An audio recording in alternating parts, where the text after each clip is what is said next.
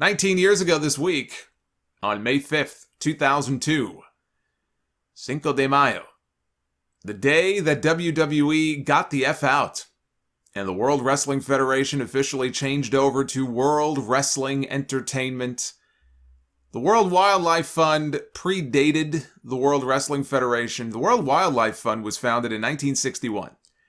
In 1963, Vince McMahon Sr.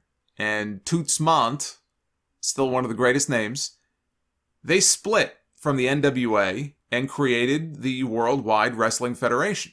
In 1979, they shortened the name to WWF, and in the years that followed, the two groups coexisted with the same initials until 1994, when they reached an agreement on how McMahon would use the WWF initials. Now, why it took until 1994, I don't know. My guess would be the Panda people had already filed suit against them over the name many years earlier, or they threatened to. But anyway, they reached an understanding that Titan Sports, which was the parent company of WWF at the time, would stop using those initials and do everything in their power to not speak the initials verbally on TV. I guess they were okay with them verbally saying World Wrestling Federation because then there could be no confusion in the marketplace about what they were talking about. I guess they were worried if Vince McMahon went on TV and said WWF, people would be confused and think they were watching whales and walruses fucking or something. I don't know. The wildlife folks, in turn, agreed not to sue them or to make them change their logo. Now, obviously, Vince McMahon kept saying WWF on television. He said it all the time. For many more years. He completely ignored their agreement. Fast forward to the year 2000. The Panda people filed suit against the WWF in a UK court, claiming unfair trade practices and alleging that they violated their earlier agreement. In 2001, the court ruled in favor of the Wildlife Fund, and WWF filed an appeal in October of that year. That appeal was still pending when, in May of 2002, the WWF decided to drop the appeal and just go through with changing its name. And very quietly, overnight, they changed the website from WWF.com to WWE.com. All references were changed. I remember it like it was yesterday. It was such a quick, sudden change. Clearly, they had decided sometime earlier to give in and just make the change. My understanding has always been that the UK court ruling only applied to international use of the initials, so WWF could continue to market themselves as the World Wrestling Federation here in the States, but everywhere else in the world, they wouldn't be able to do that. Now, obviously, it would be confusing to call yourself one name here and another name somewhere else, and, you know, they're a global company, and they just said, the hell with it, we'll just change the name. Now, that didn't end things between the two sides. The Panda people tried to get hundreds of millions of damages. That got shot down. WWE claimed the wildlife people were trying to extort them. And, you know, look, that may be so, but it's pretty clear that the Wildlife Fund had the initials first, and Titan violated the agreement from 94. I mean, it's pretty cut and dry. Years later, ahead of the WWE Network launch, the two sides reached an agreement that allowed for them to not have to blur out every Attitude Scratch logo and mute every verbal reference to WWF. You know, as a fan, that was the biggest issue for me, were the blurs. This company plasters its logo on everything. So you would be watching past footage and you would think you had cataracts in your eyes. There were so many blurs on the screen. And I know it was just a change in name only, but it still feels like two distinctly different eras to me. You have the WWF era, and you have the WWE era. And it just feels like two completely different things. But I do think it's appropriate the last person to ever hold the WWF title with those initials and be recognized as the WWF champion was Hulk Hogan. The next day, on May 6th, 2002, was the infamous Plane Ride from Hell, which is getting a Dark Side of the Ring episode this season, here in Season 3. When you have an entire Dark Side of the Ring episode devoted to a flight, That either means one of two things. Either that plane went down and everybody died, or something really bad happened on that plane. And they interviewed some of the flight crew for it, apparently. So that should be a good episode when it airs later this season. Now, Kurt Angle told a story recently on his podcast about Vince McMahon trying to wrestle him on the plane. Vince McMahon was not even on this flight. Kurt Angle is conflating this with a different flight that came before this. I mean, even Sean Waltman talked about Vince and Kurt having a little takedown tournament in the aisle of a plane when he was talking about how hypocritical he thought it was for Kurt Hennig to get in trouble for doing the same thing on this flight with Brock Lesnar. Same thing that Vince did with Kurt. Believe me, if Vince McMahon had been on that plane, a lot of the stuff that went down here would never have happened. But when the boss is away, the children will play. This was a 7-hour flight home from the Insurrection pay-per-view in the UK where the wrestlers got all drunk and all stupid. They were headed home for Raw that night in Hartford, Connecticut. It was a chartered flight, which meant that they had the whole plane to themselves. And according to Just Incredible, who was on the plane, it also came with an open bar, which is a recipe for disaster. Sean Waltman was there. He said some guys were drinking, other guys were doing GHB and getting all pilled up. Kurt Hennig kept razzing Brock Lesnar about who the better amateur wrestler was. You know, two Minnesota boys. They were friends, but they were going at it so hard at one point that people were worried they might knock the emergency door open at 35,000 feet in the air and then they would all plummet to their deaths. They had to be separated by Triple H, Paul Heyman, and Fit Finlay. Hennig was fired over the incident, and that was it for him in the company. He was dead, less than a year later. And Brock Lesnar a few years ago told Dan Levitard that he doesn't remember much about the flight because he was drunk and high. Then you have Ric Flair, walking around in nothing but his robe, balls naked, strutting down the aisle. Woo! Two flight attendants later sued the company. They alleged that Flair was spinning his penis around and he grabbed their hands and placed them on his junk. And then he forcibly detained and restrained one of them from leaving the back of the plane and he sexually assaulted her. Flair denied the allegations, said there was no truth to any of it. WWE eventually settled out of court with both women, who also claimed that other wrestlers on the flight passed out syringes to them, asking them to throw them away for them. Dustin Rhodes was on the flight drunk and serenading his ex-wife Terry over the loudspeaker to the point where she was very uncomfortable, and Jim Ross had to ask him to stop.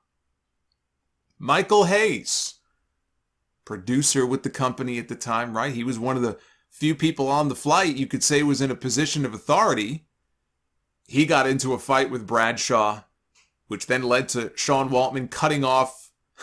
This is great. When Hayes eventually fell asleep, Waltman cut off his ponytail while he was sleeping. The next day at TV, he says he nailed it to the wall and he auctioned it off. Maybe they auctioned it off for charity. I can just picture Hayes walking in and there it is. There's his hair. Nailed up to the wall. Scott Hall was a mess, according to Just Incredible, and he had to wheel him through the airport in a wheelchair after. And as he's doing this, he sees Jim Ross, who's sitting there with his luggage, and Jim Ross looks up and sees him wheeling Hall, who's like a dead body, and he just shakes his head. JR just can do nothing but sit there and shake his head. Even though Ross claimed that Scott Hall behaved on the flight, because there were a lot of other allegations levied against Scott Hall, Jim Ross has said, no, he was behaving himself on the plane, but yet he was also fired. Doesn't sound like the sort of thing you would do to a guy who was behaving himself. Now, in his Ross Report column on WWE.com, JR, who is also the head of talent relations at the time, had this to say. Said the flight was low-lighted by a handful of people who consumed too much alcohol. Well, don't forget the pills. Too much alcohol and consequently acted like children whose parents were away and left the liquor cabinet unlocked. The conduct of this inebriated minority was unacceptable and will not be tolerated. Procedures have been put in place to ensure that such conduct does not occur in the future. The bottom line is this. yours truly is the person in charge of the talent roster, and the buck stops with me. To this day, there is no alcohol served on any of the WWE charter flights. 19 years ago this week, on May 8th, 2002, the first press release was sent announcing the debut of a new promotion called NWA Total Nonstop Action Wrestling, which started out as a weekly Wednesday night pay-per-view series and would later evolve into TNA Impact Wrestling. The release had Dixie Carter listed as the PR contact, which is what she did prior to her involvement in wrestling. She ran her own public relations firm. The release stated that the premiere date would be June 19th and would feature nationally and world-renowned superstars from the National Wrestling Alliance, the oldest professional wrestling sanctioning body in the world.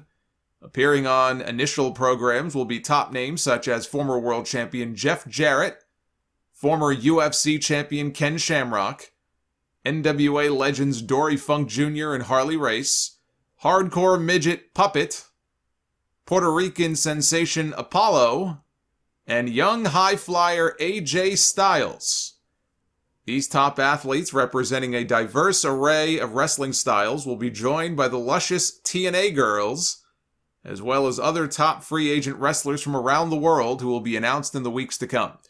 In addition, superstars from both the entertainment and sporting worlds, as well as infamous celebrities, will make guest appearances on a regular basis to create this new multifaceted approach to wrestling entertainment. The first broadcast will feature country music superstar Toby Keith and current NASCAR Winston Cup point leader Sterling Marlin. Interesting to see Toby Keith's name attached so early because in 2014, Bob Carter, Dixie's daddy, was done bleeding money on this thing. He had poured so much of his own money into this company. It was like a money pit. And he was pretty much at the end of his rope. He was looking to sell the company.